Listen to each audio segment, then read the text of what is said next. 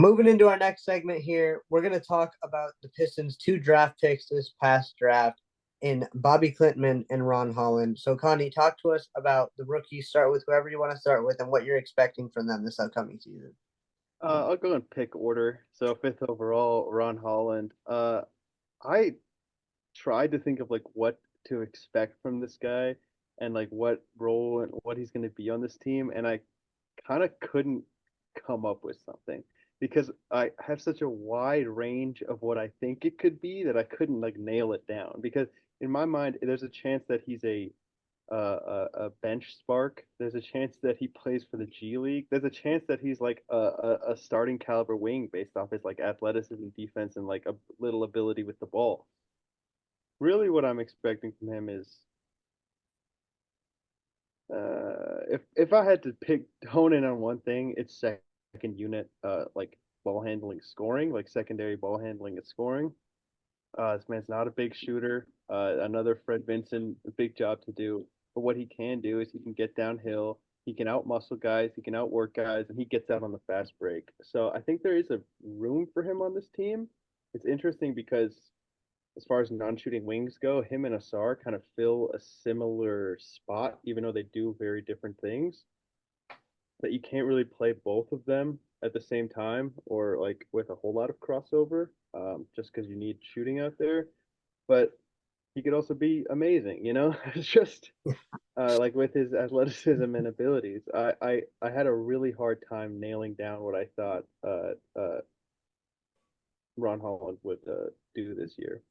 For Clintman, I'm a little more sure that he is, at least to start, going to be a G League product. He spent some time at Wake Forest. He was okay there. He went to Australia. He was pretty good there. He came here, and I really liked what we saw out of him in the summer league. He was 11 points a game, 7 rebounds, 4 assists. He shot over 40% from the 3-point line.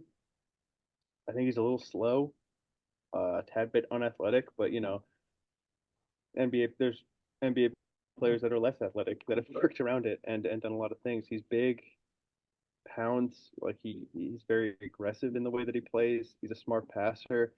Um, so with Bobby, I'm thinking like G League for the most part.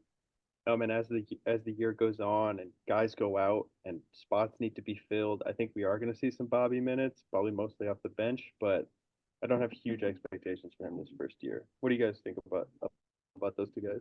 Like you said, Asar. I mean, they're still similar. First of all, yeah, Asar and Holland. But Holland, like you said, I have no idea, like what he what he is. I think what he can be is easier to like imagine than what he'll actually be like next season. I expect him to play in the G League a lot, honestly, especially if we're relatively competitive. Um, with Yeah, like I said, with Asar already probably coming off the bench, there's not room for another non-shooter. We kind of went through that experiment last year, which is why I think Clintman might play more this year. And because like you said, we know who he is, and it's not just because he's Swedish, but he's kind of slow and big and a shooter. But he reminds me of Jerebko, just a smart player, kind of did everything and was just a good, decent basketball player with his limitations. But we could use that guy off the bench, especially. So yeah, I'm excited to watch him play, and I'm excited to see what Ron Holland actually does. Me And too. I'm not expecting a lot. No, I'm not either. Valley, your thoughts on the rookies? Yeah, I think that's pretty nice comparison there to Jerebko for Clintman.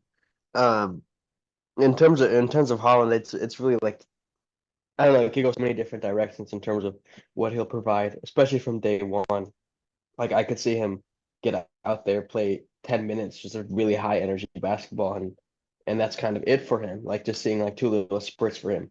At the same time, like I'd see him straight to the G League, develop more there, and maybe we'll see him like in the latter half of the season more when we're more than likely going to be a garbage team that's just, in for the next season yet again.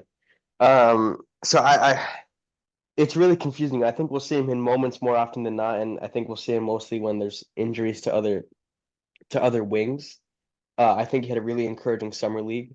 I think that jumper is okay. But the summer league was good, and I think it's enough to get him. I think he'll get some minutes of just some really high energy basketball And it'll be with select units, I think, with more veterans around him and some more like spacing around him. But he also played point guard for the G League Ignite for a really long time, and we talked last pod about us not really having another ball handler. Marcus Sasser being that backup point. I'm not saying by any means Holland can fill in, especially right away, to be that backup point, but potentially the season goes on if we don't make additions to our roster and Cade and Ivy are still starting. I could see a world where Ron Holland is getting some minutes in as a ball handler. That would be very intriguing. But as much as I'd love to watch both of these guys play, and the Pistons we're so used to the Pistons drafting somebody and not only putting them on the start opening night roster, but having them start on opening night. We've had Hayes, we've had Sadiq. I think Stu started too. We've had Ivy and Duran. Duran didn't start, but Ivy did.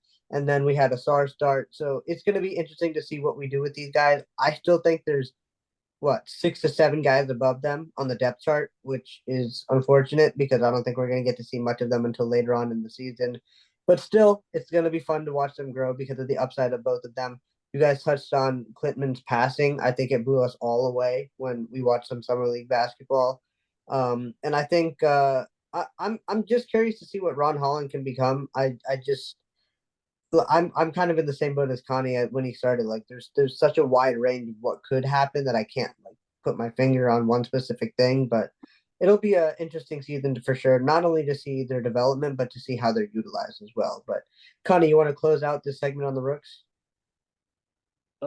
Yeah. So Ron Holland, dumb athletic, is probably best with the ball in his hands, which could be a strength or a weakness, really, in terms of him getting minutes. Bobby Clintman fits in much better as, like we said, you always need a guy that can shoot threes and is big.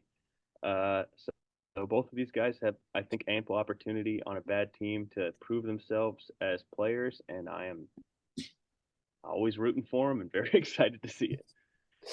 All right. With that being said, we're going to move into our final segment.